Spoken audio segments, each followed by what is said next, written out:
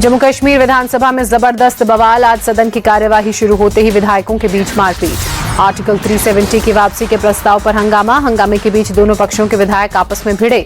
Engineer Rashid के भाई और विधायक खुर्शीद अहमद शेख ने दिखाया अनुच्छेद 370 पर बैनर। विपक्ष के नेता सुनील शर्मा की ओर से आपत्ति जताने के बाद मचा बवाल। जम्मू कश्मीर विधानसभा में विधायकों की मारपीट के बाद एक्शन। सदन से विधायकों को मार्शल ने बाहर निकाला। पीडीपी ने आर्टिकल 370 और 35A की बहाली के लिए विधानसभा में नया प्रस्ताव पेश किया। हंगामे के बाद विधानसभा कल तक के लिए स्थगित की गई। जम्मू कश्मीर विधानसभा में बवाल पर बीजेपी भड़की। स्मृति ईरानी ने कहा, कांग्रेस और नेशनल कॉन्फ्रेंस का चेहरा सामने आया। सुप्रीम कोर्ट के फैसले का अपमान क्यों?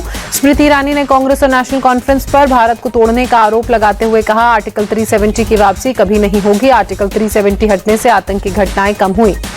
विधानसभा में बवाल पर बीजेपी नेता रविंद्र रैना ने कहा, पाकिस्तान के एजेंडे को जिंदा करने की कोशिश। पाकिस्तान और अलगाववाद के एजेंडे के साथ कांग्रेस और एनसी। रविंद्र रैना ने कहा, विधानसभा में अनुच्छेद 370 पर प्रस्ताव गैरकानूनी। बीजेपी इनके एजेंडे को कामयाब नहीं होने देगी। बीजेपी के आरोपों पर जेकेएनसी का पलटवार। जेकेएनसी नेता हसनैन मसूदी ने कहा, चोरी छिपे नहीं नोटिस के बाद सदन में प्रस्ताव पेश। प्रस्ताव के पक्ष में हैं ज्यादातर जम्मू कश्मीर के लोग। शोभा यात्रा में बवाल करने वालों को सीएम योगी की चेतावनी। कहा, जिन्हें बजरंग बली पसंद नहीं तो वहां जाएं जो उन्हें पसंद। सीएम योगी ने कहा, जब बजरंग बली थे तब धरती पर इस्लाम का नाम भी नहीं था। आज बजरंग बली का पाठ करने से रोका जाता है। बजरंग बली की शोभा यात्रा निकालने पर रोक लगती है। लाउडस्पीकर को लेकर एमएनएस चीफ राज ठाकरे का बयान। कहा, हमारी सरकार बनी तो मस्जिदों से लाउडस्पीकर हटाएंगे। राज ठाकरे ने वोट देने के लिए फतवे को लेकर बड़ा बयान देते हुए कहा, एमवीए के पक्ष में वोटिंग के लिए फतवा जारी कर रहे हैं मौलाना। लोकसभा चुनाव में दिखा माहौल के फतवे का असर, मौलानाओं के फतवे का असर। शिवसेना यूबीटी प्रमुख उद्धव ठाकरे ने पार्टी मैनिफेस्टो जारी किया। विधानसभा चुनाव के लिए जारी किया वचननामा जारी करते हुए उद्धव ठाकरे ने कहा, हम जो कहते हैं वो करते हैं। हमने जो वादे किए हैं जनत। राहुल गांधी का बयान इसी दिशा में है। नागपुर में डिप्टी सीएम देवेंद्र फडणवीस के प्रचार कार्यालय का आज होगा उद्घाटन। केंद्रीय मंत्री नितिन गडकरी करेंगे उद्घाटन। नवाब मलिक की उम्मीदवारी पर डिप्टी सीएम अजीत पवार ने कहा, उनके खिलाफ अब कोई आरोप साबित नहीं हुआ है तो उन्हें दोषी कैसे घोषित किया जा सकता है। पुणे में बीजेपी नेता पंकजा मुंडे ने विपक्ष पर हमला कर कहा, विपक्ष ने संविधान को लेकर फर्जी कहानी फैलाई। लोग उनके झांसे में नहीं आएंगे। महाराष्ट्र में फिर से सरकार बनेगी, महायुति की सरकार बनेगी। कांग्रेस नेता सचिन पायलट का दावा, आज हर मुद्दे पर बैकफुट पर है बीजेपी। महाराष्ट्र और झारखंड में इंडिया गठबंधन की सरकार बनेगी। कर्नाटक के हुबली में किसानों से मिले वक्फ संशोधन। अंबिका पाल की मुलाकात को deputy CM DK Shiv Kumar ने राजनीतिक नाटक बताते हुए कहा, भूमि एक राज्य का विषय है। वक्फ भूमि विवाद पर पूर्व सीएम बसवराज बोम्मई का बयान, किसानों की भूमि को वक्फ संपत्ति में बदल दिया गया, ये किसानों के खिलाफ साजिश है। दिल्ली में आम आदमी पार्टी विधायक जय भगवान उपकर के खिलाफ दिल्ली पुलिस ने केस दर्ज किया। सरकारी काम में बाधा पहुंचाने, अधिकारियों से बदसलूकी को लेकर केस दर्ज। दिल्ली में स्लॉटर हाउस बंद करने गई नगर निगम अधिकारियों के साथ आप विधायक ने की बदसलूकी और गाली गलौज। विधायक मीट की दुकान पर कार्रवाई कर रहे थे विरोध। देहरादून के दून विश्वविद्यालय में प्रवासी उत्तराखंडी सम्मेलन का आयोजन। उत्तराखंड के मुख्यमंत्री पुष्कर सिंह धामी ने उद्घाटन किया। मुख्यमंत्री की पहल पर आयोजन। दिल्ली के कई इलाकों में AQI 400 के पार। आनंद विहार में सबसे अधिक AQI 426 दर्ज। न्यूनतम तापमान में गिरावट से प्रदूषण में इजाफा। हवा की गति कम होने से दिल्ली पर स्मॉग का कहर। दिल्ली में भी आज प्रदूषण बेहद खराब स्तर पर पहुंचा। प्रदूषण के कारण एम्स इलाके में धुंध छाई। दिल्ली में स्मॉग के कारण धुंधला दिखा अक्षरधाम मंदिर। दिल्ली का AQI आज बेहद खराब श्रेणी में पहुंचा। दिल्ली के कालिंदी कुंज में यमुना नदी पर आज भी दिखा जहरीला झाग। इसी जहरीले झाग के बीच आज दिया जाएगा डूबते हुए सूर्य को अर्घ। यमुना नदी की सतह पर जहरीले झाग की परत बढ़ी। ड्रोन तस्वीर में दिखा झाग ही झाग। प्रदूषण को लेकर दिल्ली सरकार पर बरसे कांग्रेस नेता संदीप दीक्षित। काम करने की बजाय दूसरों पर दोष मढ़ती रही है। मुंबई पर भी प्रदूषण की मार। मरीन ड्राइव इलाके में धुंध ही धुंध। मुंबई में वायु प्रदूषण को कम करने के लिए BMC ने कई इलाकों में पानी का छिड़काव किया और छिड़काव का ये काम अभी भी जारी। वन रैंक वन पेंशन को लेकर रक्षा मंत्री राजनाथ सिंह ने पीएम मोदी को धन्यवाद दिया। ट्वीट कर लिखा, पूर्व सैनिकों को किए गए आपके वादों को पूरा करने के लिए प्रधानमंत्री को मेरा आभार। गोवा में INS हंसा पहुंची। राष्ट्रपति Draupadi Murmu guard of honour देकर किया गया सम्मानित। मुख्यमंत्री प्रमोद सावंत ने राष्ट्रपति का किया स्वागत। चीफ जस्टिस DY चंद्रचूड़ ने सुप्रीम कोर्ट में राष्ट्रीय न्यायिक संग्रहालय और पुरालेख का किया उद्घाटन। सुप्रीम कोर्ट के अन्य न्यायाधीश भी रहे इस दौरान मौजूद। कनाडा में भारत के महावाणिज्य दूतावास के कई काउंसलर शिविरों का किया गया रद्द। कनाडा के काउंसलर शिविरों को सुरक्षा एजेंसियों ने सुरक्षा देने से इनकार किया। नासिक में अगले साल से होगा विमानों का उत्पादन। हिंदुस्तान एरोनॉटिक्स लिमिटेड के अध्यक्ष डी.के. सुनील ने दी जानकारी। पहले से बेंगलुरु के 2 कारखानों से होता है उत्पादन।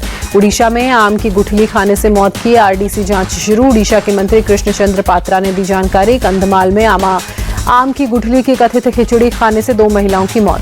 बीजेडी नेता लेखश्री सामंत सिंघर ने बीजेपी पर हमला बोला। कहा, सत्ता में आने के बाद बीजेपी ने चावल आपूर्ति व्यवस्था को नष्ट किया। मजबूरी में गरीब खा रहे हैं आम की गुठली की खिचड़ी।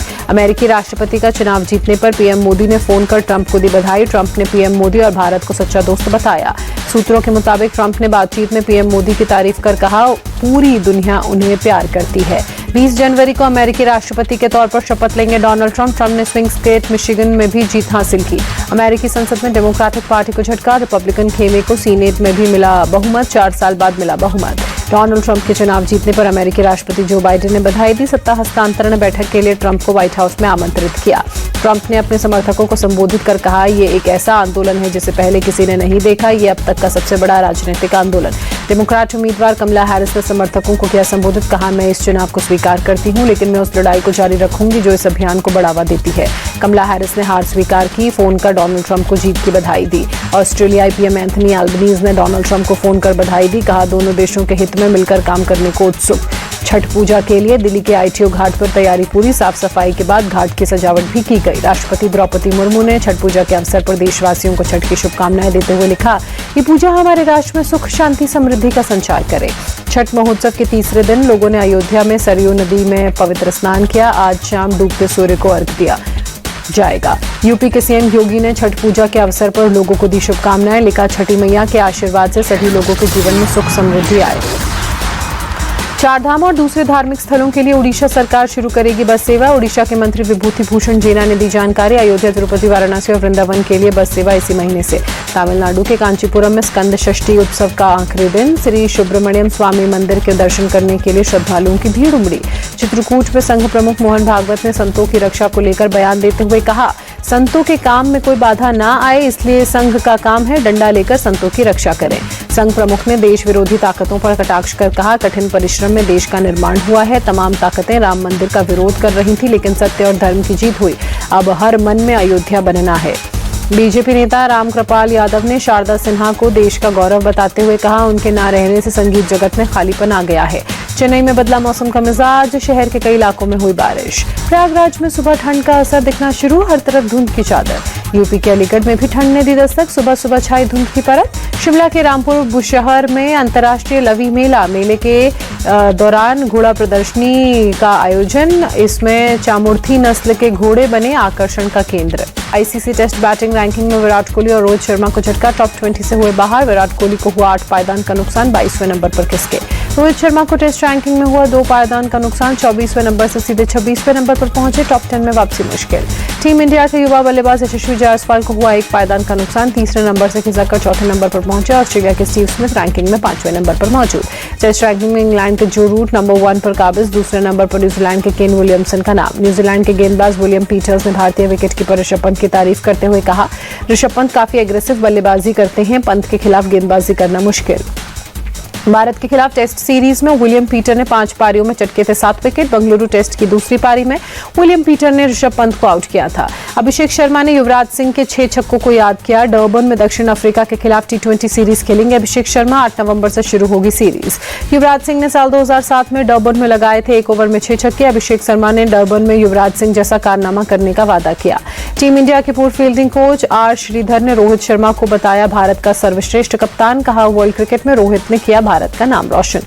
आर श्रीधर ने कहा, 2021 में रोहित ने अपनी बल्लेबाजी पर काफी काम किया। खराब फॉर्म से होगी वापसी। बॉर्डर गावस्कर ट्रॉफी में रोहित फिर बनाएंगे जमकर रन।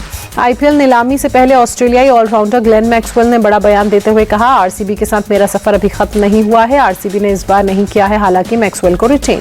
ग्लेन मैक्सवेल ने कहा, मैं आरसीबी के लिए फिर खेलना चाहता हूं। आरसीबी खेलने के लिए बेस्ट फ्रेंचाइजी आईपीएल में। पाकिस्तान के खिलाफ T20 सीरीज के लिए जॉश इंग्लिश बने ऑस्ट्रेलियाई टीम के कप्तान। मिचेल मार्श और ट्रेविस हेड। T20 फॉर्मेट में ऑस्ट्रेलिया के 14वें कप्तान होंगे जॉश इंग्लिश। ऑस्ट्रेलिया टीम के Aaron Hardie, Spencer Johnson, Xavier Bartlett, Cooper Connolly को मिली जगह। न्यूजीलैंड के खिलाफ श्रीलंका की टी20 और वनडे टीम का ऐलान। चरित असलंका को मिली कमान। श्रीलंका और न्यूजीलैंड के बीच 2 मैचों की टी20 और 3 मैचों की वनडे सीरीज खेली जाएगी। श्रीलंका क्रिकेट बोर्ड ने दासुन शनाका और दुश्मन चमीरा को टीम से किया नजरअंदाज। दासुन शनाका ने श्रीलंका के लिए आखिरी बार जुलाई 2024 में खेला था। वनडे सीरीज के लिए श्रीलंकाई टीम में कुशल परेरा की वापसी। रणजी ट्रॉफी में ओडिशा के खिलाफ मुंबई की अच्छी शुरुआत। अग्ररीश रघुवंशी ने खेली 92 रनों की पारी। कप्तान अजिंक्य रहाणे हुए फ्लॉप, 0 पर लौटे पवेलियन। मुंबई की तरफ से श्रेयस अय्यर ने दिखाया दमखम। ओडिशा के खिलाफ लगाया अर्धशतक। इससे पहले श्रेयस अय्यर ने महाराष्ट्र के खिलाफ खेली थी 142 रनों की पारी। रणजी ट्रॉफी के एलीट मैच में केरल के खिलाफ उत्तर प्रदेश का हाल बेहाल। उत्तर प्रदेश की पहली पारी 162 रनों पर सिमटी। यूपी की तरफ से प्रियम गर्ग, नीतीश राणा, समीर रिजवी और सौरभ कुमार का फ्लॉप शो।